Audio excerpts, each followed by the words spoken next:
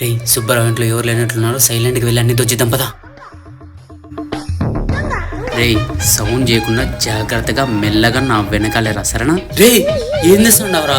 మన దొంగతనానికి వచ్చాం, సినిమాకి వచ్చాం పదా. రే లోపల కూడా చాలా వస్తువులు ఉన్నట్టున్నాయి, నువ్వు ఇక్కడ తీసుకుని అక్కడ తీసుకుంటా. అలాగే అలాగే. నా లైఫ్ లో ఎన్ని సాగులు నేను ఎప్పుడు చూడలేవు, ఒక్కడికొడుకు మిగిల్చుకుని అన్నీ చేయాలి.